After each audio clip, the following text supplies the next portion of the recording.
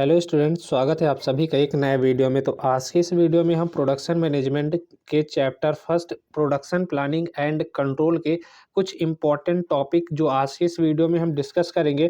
फिलहाल आज के इस वीडियो का जो हमारा टॉपिक होने वाला है, हम पढ़ेंगे उत्पादन योजना और नियंत्रण को प्रभावित करने वाले कारकों के बारे में, क्योंकि ये टॉपिक गाइस आपका काफ़ी इंपॉर्टेंट टॉपिक है। सीधे 5 नंबर में आपके सेमेस्टर एग्ज़ाम में पूछा जाता है और कई बार आपके सेमेस्टर एग्ज़ाम में ये क्वेश्चन रिपीट हो चुका है।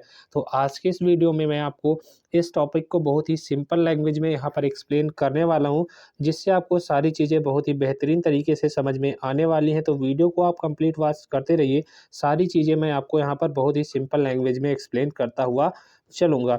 तो चलिए स्टार्ट करते हैं।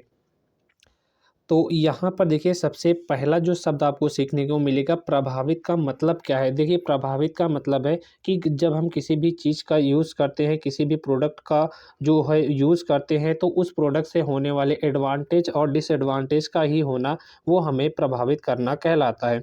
अब पीपीसी को प्रभावित करने वाले कारक कौन कौन से हैं, आइए उस पर भी हम बात कर लेते हैं। तो देखिए, पीपीसी को प्रभावित करने वाले पहले कारक में पहले नंबर पे जो आता है, वो आपका आता है यूज़ ऑफ कंप्यूटर, यानी कि कंप्यूटर का उपयोग। अब कंप्यूटर का उपयोग करके जो है प्रोडक्शन प्लानिंग और कंट्रोलिंग को किस प्रकार हम प्रभावित कर सकते हैं, आइए इस पर हम बात कर लेते हैं। देखिए, कुछ लाइनें यहाँ पर लिखी हैं। सबसे पहले इन लाइनों को पढ़ते हैं, फिर उसके बाद इन सभी लाइनों का मैं आपको मतलब बहुत ही सिंपल लैंग्वेज में यहाँ पर एक्सप्लेन करके बताने वाला हूँ। देखिए, आधुनिक कारखानों में एवं कंपनियों में ऑटोमेटिक कंप्यूटरीकृत मशीनों का उपयोग किया जाता है, जिसकी सहायता से कारीगरों तथा मशीनों के द्वारा किए गए कार्यों की जो गणना है, वो हम आसानी पूर्वक कर लेते हैं। अब इसका मतलब क्या है, आइए आपको हम समझाते हैं। देखिए, पहले क्या होता था कि जो पहले जो पुरानी इंडस्ट्रीज़ वगैरह होती थी, कंपनियां वगैरह होती थी, तो उनमें जो होने वाला काम होता था वो मैन्युअली किया जाता था।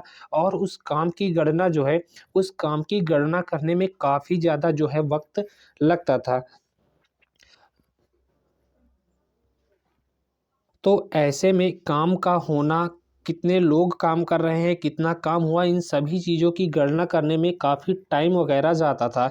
लेकिन जब से कंप्यूटर का यूज़ होने लगा है, तो तब से सभी इंडस्ट्री में ऑटोमेटिक मशीनें काम करती हैं, जिसको जो है एक ही ऑपरेटर के द्वारा सारी चीज़ें वहाँ पर कर ली जाती हैं। तो जब से कंप्यूटर का इस्तेमाल इंडस्ट्री में होने लगा है, तो इंडस्ट्री में जो है क्या है, मशीनों को हम ऑटोमेटिक तरीके से ऑपरेट कर सकते हैं। और जो भी कार्य हुआ है, कि कितनी मशीनें कार्य कर रही हैं, किस प्रकार कार्य कर रही हैं, कितने कारीगर वगैरह काम कर रहे हैं, इन सभी चीज़ों की गणना जो है हम बहुत ही आसानी से कर लेते हैं। तो पहले जो टाइम लगता था, और जब से हम मशीनों का यूज़ करने लगे हैं, ऑटोमेटिक कंप्यूटर्स का यूज़ करने लगे हैं, तो गणना वगैरह करने में आसानी होने लगी है। तो ये कारण है आपका जो है कि पीपीसी में जो आपका यूज़ ऑफ कंप्यूटर है, ये उसको प्रभावित करता है। आई थिंक आपको बहुत ही बेहतरीन तरीके से यहाँ पर समझ में आ गया होगा कि आखिर कंप्यूटर का यूज़ करके हम पीपीसी को कैसे प्रभावित कर सकते हैं। नेक्स्ट आपका पॉइंट आता है मौसमी विचरण, यानी कि सीजनल वेरिएशंस जो है, वो आपके पीपीसी को किस प्रकार प्रभावित करेगा, आइए इस पर हम बात करते हैं। देखिए, कुछ उत्पादों की जो मांग होती है, वो मौसम पर डिपेंड करती है या मौसम के द्वारा प्रभावित होती है। अब कहेंगे कि ये कैसे या किस प्रकार जो है पीपीसी को प्रभावित करेगा, आइए आपको इसका जो है एग्जाम्पल देकर समझाते हैं। तो देखिए, मौसमी विचरण में क्या होता है कि जो कोई भी प्रोडक्ट बनाया जाता है, वो सीज़न के हिसाब से बनाया जाता है। जैसे मान लीजिए कि छाते या रेनकोट जो हैं, वो वर्षा के मौसम पर डिपेंड करते हैं, क्योंकि वर्षा के मौसम में ही केवल इनकी मांग बढ़ती है। तो उत्पादन योजना और नियंत्रण के दौरान इन बातों का विशेष रूप से ध्यान रखना चाहिए कि जो है हमें कितना प्रोडक्ट बनाना है, कब कैसे डिमांड होनी, इन सभी चीज़ों का जो अ, अध्ययन है, वो आपका सीज़नल वेरिएशंस के अंतर्गत आता है। और यही आपका सीज़नल वेरिएशंस क्या करता है कि पीपीसी को प्रभावित करता है। तो इसको आप सिंपली इस प्रकार भी समझ सकते हैं सीजनल वेरिएशंस में, कि मान लीजिए इस बार आपकी वर्षा वगैरह हुई नहीं और आपने रेनकोट और छाते बना डाले, तो उसका क्या होगा, वो ना उसका कुछ मार्केट में डिमांड होगा, ना ही वो प्रोडक्ट आपका बिकेगा। तो यानी कि कुछ ऐसे भी प्रोडक्ट होते हैं जो सीजनल वेरिएशंस पर डिपेंड करते हैं। तो आई थिंक ये वाला भी पॉइंट आपको अच्छे से क्लियर हो गया होगा। अब नेक्स्ट आपका आता है टेस्ट मार्केटिंग, यानी कि परीक्षण विपणन। अब टेस्ट मार्केटिंग किस प्रकार जो है पीपीसी को प्रभावित करता है, आइए इस पर भी हम बात कर लेते हैं। सबसे पहले कुछ लाइनें लिखी हैं, इसको पढ़ लेते हैं, उसके बाद इसका जो है आपको मतलब बताते हैं। देखिए, बाजार की प्रवृत्ति को जानने के लिए समय समय पर परीक्षण के लिए नए नए उत्पादों को लाना पड़ता है, जिसका एक नियमित रूप से चल रहे उत्पाद के ऊपर गहरा प्रभाव पड़ता है। यह एक छोटा सा उपक्रम होता है, फिर भी इसका उत्पाद पर जो है गहरा प्रभाव पड़ता है। अब इन लाइनों का क्या मतलब है, आइए आपको सारी चीज़ें हम बताते हैं। देखिए, यहाँ पर आपको एक शब्द मिला होगा बाज़ार की प्रवृत्ति को जाँचना। अब बाज़ार की प्रवृत्ति को जाँचने का क्या मतलब है? इसका आप सिंपली से ये मतलब समझिए कि मान लीजिए आपने कोई प्रोडक्ट पहले बनाया था, तो आप उसके बारे में जानना चाहते हैं कि वो जो हमने प्रोडक्ट बनाया है, उसकी मार्केट में वैल्यू कितना है? क्या वो प्रोडक्ट हमारा मार्केट में बिक रहा है? उसकी डिमांड ज़्यादा है या उसकी डिमांड कम है? इन सभी चीज़ों को के बारे में जाँचना ही बाज़ार की प्रवृत्ति कहलाती है। और सभी कंपनियाँ जो हैं समय-समय पर अपने द्वारा बनाए गए प्रोडक्टों के बारे में जो मार्केटिंग है, टेस्ट मार्केटिंग है, वो करती रहती हैं। और टेस्ट मार्केटिंग में एक चीज़ और आता है, इसमें क्या होता है कि मान लीजिए आपने जो अपना प्रोडक्ट बनाया था वो बहुत दिन से चल रहा था। अब आपने क्या किया कि उसका आप एडवांस वर्ज़न लेकर आए, यानी कि आपने उस प्रोडक्ट को जो है एक नए डिज़ाइन से बनाया, उसमें और चीज़ें ऐड की। तो उस नए जो नया प्रोडक्ट है आप उसको आप मार्केट में बेचते हैं, तो आप देखते हैं कि मार्केट में उस नए प्रोडक्ट की वैल्यू कितनी है? क्या इसकी डिमांड जो है पहले की अपेक्षा ज़्यादा हो गई है, या इसकी जो डिमांड है पहले की अपेक्षा क्या कम हो गई है? इन सभी चीज़ों का जो अध्ययन करना है, वो आपका टेस्ट मार्केटिंग के अंतर्गत आता है। और टेस्ट मार्केटिंग जो है आपका एक छोटा-सा प्रोसेस होता है। मान लीजिए आपने ये वाला जो है नया प्रोडक्ट बनाया था, अब नया प्रोडक्ट जो है लोगों को पसंद नहीं आया, तो जब लोगों को पसंद नहीं आएगा तो कोई आपका प्रोडक्ट क्यों खरीदेगा? तो आपकी जो है डिमांड थी प्रोडक्ट की वो घट गई है। तो इसमें क्या होगा कि ये जो है आपके पीपीसी को डायरेक्टली प्रभावित करने वाला है। अब नेक्स्ट पॉइंट पे चलते हैं। आपका नेक्स्ट पॉइंट आता है बिक्री के बाद वारंटी। अब बिक्री के बाद वारंटी का क्या मतलब है, इस पर भी हम बात कर लेते हैं। देखिए, आज के टाइम पर आपको इंडस्ट्री में सफल होना है, तो भैया बिक्री के बाद वारंटी आपको देनी पड़ेगी। किसी भी प्रोडक्ट की सफलता के लिए एक महत्वपूर्ण पैरामीटर बन गया है वारंटी। अब इसको यहाँ पर समझिए कि मान लीजिए आपको फ़ोन खरीदना, तो आप एक ये वाली दुकान है और एक दूसरी नंबर वाली दुकान है। इस दुकान पर गए तो इस दुकान वाले ने कहा कि भैया हम आपको फ़ोन ना जो आपने खरीदा है हम आपको उस पर जो है 1 साल की वारंटी देंगे। जो भी आपका 1 साल के अंदर आपका फ़ोन वग़ैरह ख़राब हो जाता है, तो उसको हम रिपेयर करके दोबारा देंगे।